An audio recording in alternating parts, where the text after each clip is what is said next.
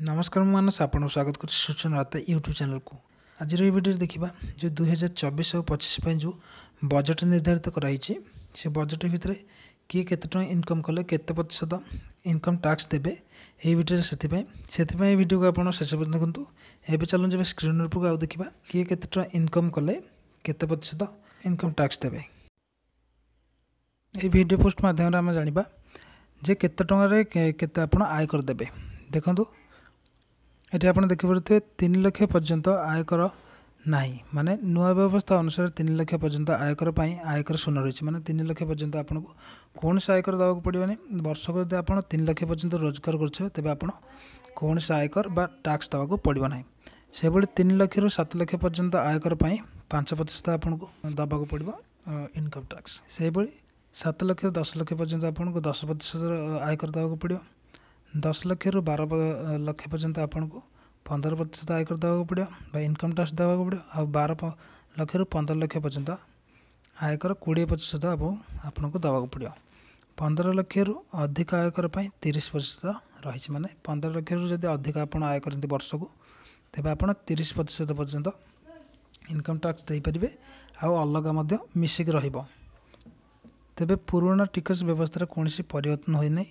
ନୂଆ ଟିକସ ବ୍ୟବସ୍ଥାରେ ଷ୍ଟାଣ୍ଡାର୍ଡ଼ ଡିଡକ୍ସନ୍ 50,000 ଟଙ୍କାରୁ 75,000 ଟଙ୍କାକୁ ବୃଦ୍ଧି କରାଯାଇଛି।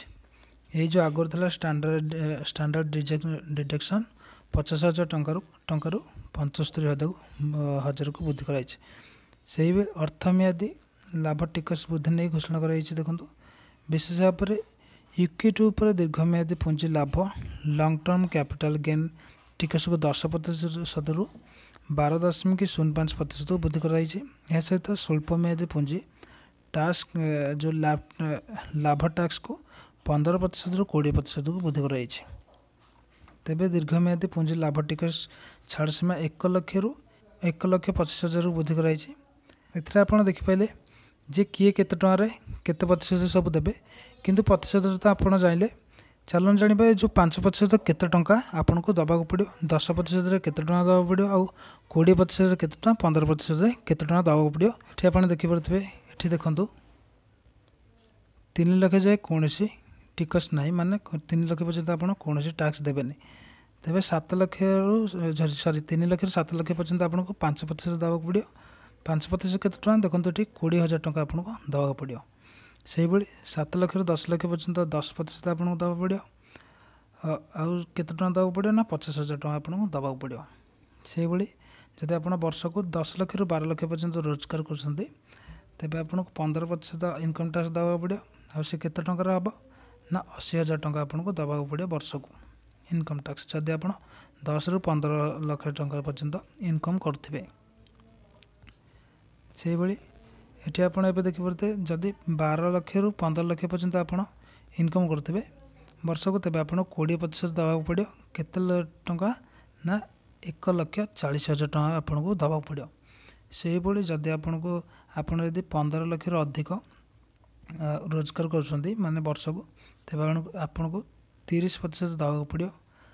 କେମିତି ଦେବାକୁ ପଡ଼ିବ ଦେଖନ୍ତୁ, ପ୍ରଥମେ ଆପଣଙ୍କୁ 1,40,000 ଦେବାକୁ ପଡ଼ିବ। ଯେମିତିକି 15 ଲକ୍ଷରୁ ଅଧିକ ହେଲେ 1,40,000 ପ୍ଲସ୍ ଏଠି ପ୍ଲସ୍ 15 ଲକ୍ଷରୁ ଅଧିକ ଯେଉଁ ହେଲା ତା ପାଇଁ ମଧ୍ୟ 30% ଆପଣଙ୍କୁ ଦେବାକୁ ପଡ଼ିବ। ମାନେ ଏଠି ଆପଣଙ୍କୁ ଡବଲ୍ ଟଙ୍କା ଦେବାକୁ ପଡ଼ିବ ଯଦି 15 ଲକ୍ଷରୁ ଅଧିକ ହୁଏ। ବର୍ଷକୁ ଆପଣ 15 ଲକ୍ଷରୁ ଅଧିକ ରୋଜଗାର କରୁଛନ୍ତି। ଏବେ ଆପଣ ଏହି ଭିଡ଼ିଓ ଜାଣିସାରିଥିବେ ଯେ କେତେ ଟଙ୍କାରେ କେତେ ପ୍ରତିଶତ ଆପଣ ଇନକମ୍ ଟ୍ୟାକ୍ସ ଦେବେ ବର୍ଷକୁ, ଆଉ କେତେ ହଜାର ଟଙ୍କା ଲେଖା ଦେବେ ସବୁ।